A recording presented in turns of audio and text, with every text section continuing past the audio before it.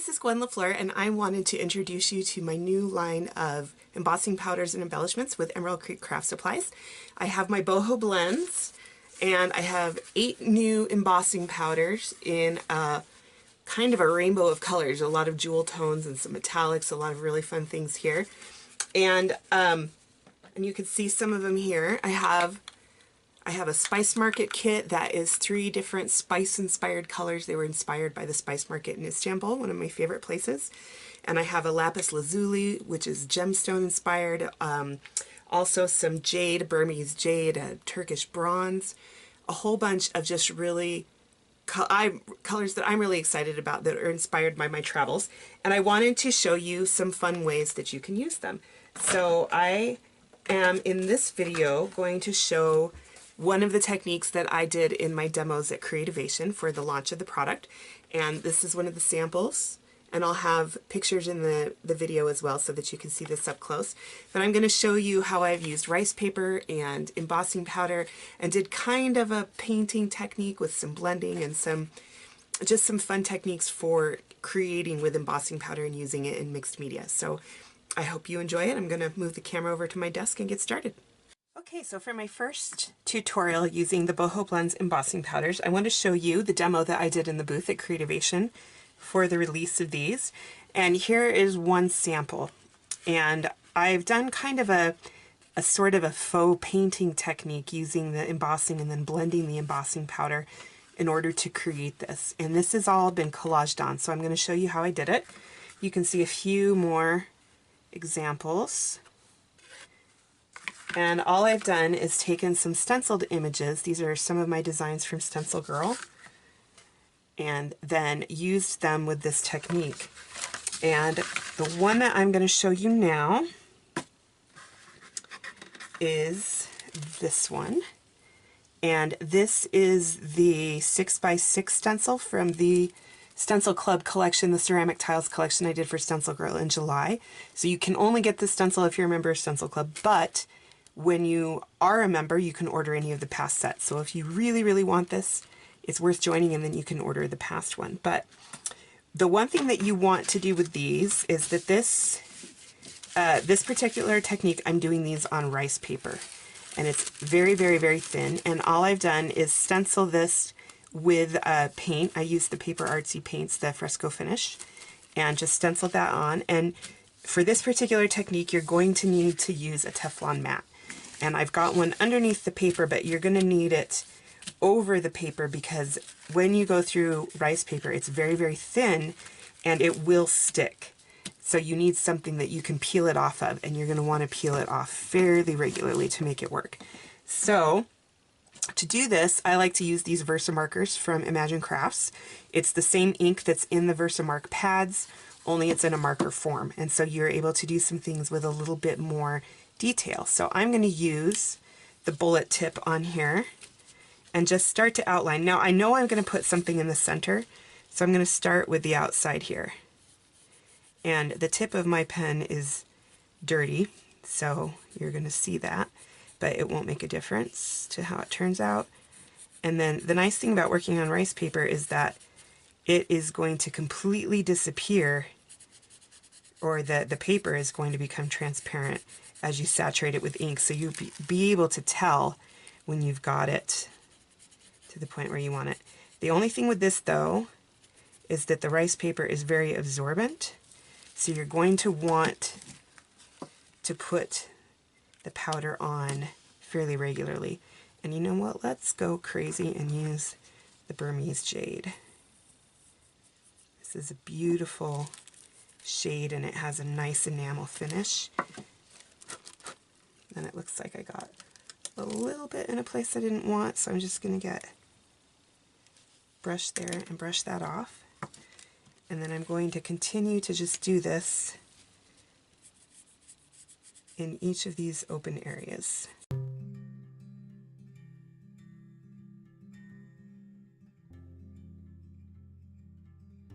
Now that I've got the first color down, I'm going to go ahead and melt it.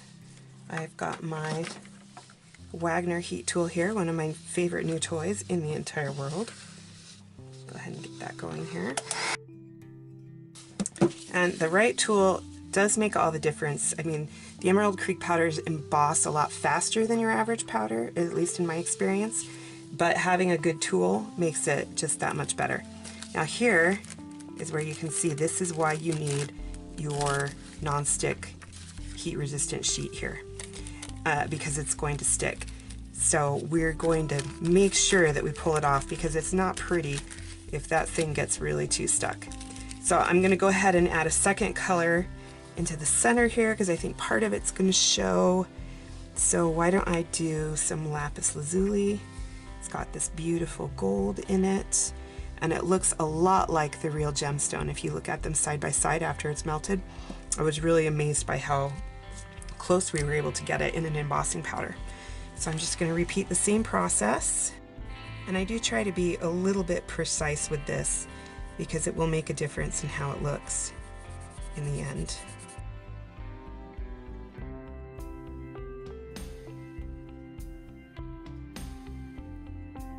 And now I think we'll put just a little bit of desert clay. It's probably going to get covered up later, but this one is a nice blend. I don't know how well you can see it. That is the exact color of the mud brick houses in this rural village that I visited in Uzbekistan last year. And so I had to have it, and it's a little bit of an oxymoron, desert clay, but it was out in the desert, except it wasn't a sand desert, it was kind of a dirt desert, very arid, lots of rocks and caves. It was about 150 miles from Afghanistan, and they make all of the houses out of mud bricks, and they're this exact color. And so that was the inspiration behind this one. And I love it because it's beautiful on its own, but it also blends absolutely perfectly with all of the colors in the Spice Market kit. The one thing that I really like about the Emerald Creek powders is that you can melt them and remelt them over and over. And I tend to really work my powders a lot, and so that is a really great thing for me. But one thing that you'll want to be aware of is in the Spice Market kit, the more that you work with the heat gun and go over them and reheat them and remelt them, they will start to turn white. And I like that effect. That's what I want it to do, but I call it a self-distressing kind of a powder. It's going to start to look distressed as you continue to work it. So you can heat it and heat it and heat it, especially the cinnamon will do that. Or just make sure that you use them last, or try to be careful about how much heat you put on them if you don't want them to turn white, because they will, and I love it, but just so you don't think that there's anything wrong with them when that starts to happen. That's what they're meant to do. So now is the part where I'm going to start to shade. So I'm going to open up my Turkish bronze, and I'm going to open up wrought iron, and I think I'm gonna, let's get a little bit crazy and open up some paprika. Okay, and what I'm gonna do here is just start to heat and sprinkle. Okay,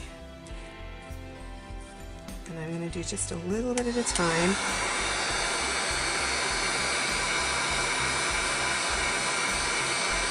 And I'm gonna reheat.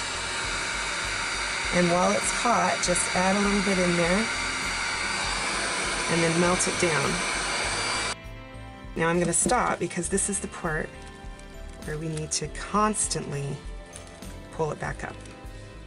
Otherwise it will stick. Now you can be more precise with this. You could use a little spoon and put things more precisely where you want them on the design, so that it's not just spread all over the place. I like this look, so I'm purposefully not being precise because I want it to kind of spread out a little bit. So I'm going to add a little bit of red. Why not? And the red gets in there and darkens a little bit, and it's blending into the lapis a little bit, which is nice. Okay, and again, gotta keep pulling this up. We've got a little bit there, and then I think what I'd like to do is, this is where I'm going to be a little bit more precise. Let's turn that over. And I want some wrought iron as a border. I pour pretty heavily on my embossing powder, and I really don't worry about it because it all just goes right back into the jar, so not a big deal. But I've got this very precise line now, and I don't want it that hard, so I'm just going to come in with my finger and lightly brush it out so that it's not so uniform. I think I want to add a little bit of cinnamon here and there too. Let's get this melted and then we'll heat up and we'll blend a little bit more. And you can see there too that usually if you reheat the embossing powder, it will remelt. You can sprinkle some more embossing powder into it and then heat that and melt that as well, and that will work. But in this case, I was able to get just the surface hot enough that by moving quickly I could sprinkle onto the hot paper, the painted paper, and have it still, ooh, we may be stuck, and have it still melt onto the paper just because it was that hot. So let's go ahead and pull this off. Again, it's rice paper, so it's stronger than probably you think it's going to be, but it's still quite fragile. And there we go. Okay, you can see it transferred to the, that's a good way to clean it. Transferred all of the stuff from the other side of it. So let's get that put away. Now for the background, like the ones that I've done here, all I've done is taken some illustration board and I just have cut it down to 5 by 7, and then I collaged some different papers in the background. There's some Chinese paper, some vintage ledger paper, and then I painted it with a glaze that I made with Paper Artsy paints, and then I stamped some background stamp on it with some of the Obsession stamps by Seth Apter, and then I used some of my own hand-carved designs, and then I've just edged it with gold StazOn ink and then brown and black StazOn ink. So this is what I'm going to use as the background, and then I'm just going to take one of my crap brushes, is what I call them.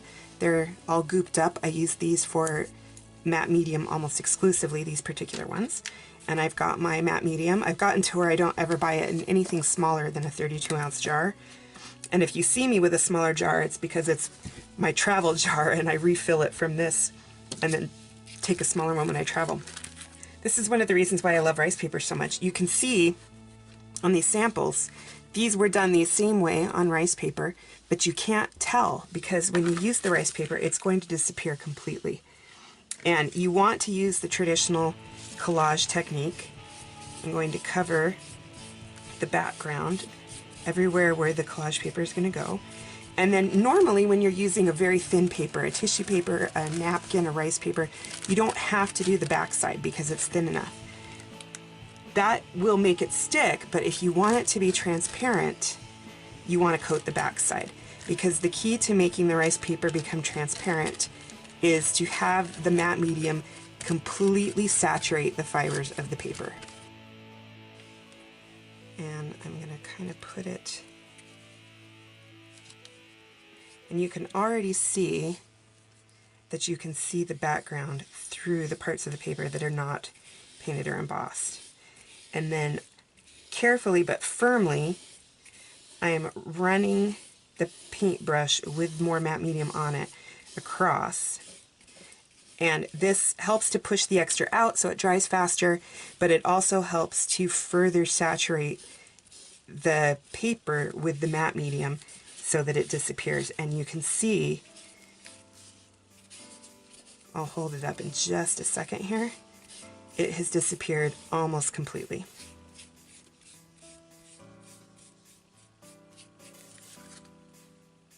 You can't even tell that that has been collaged on. It looks like you've done it directly on. I'm going to let those dry just a little bit and then I'll cut them off.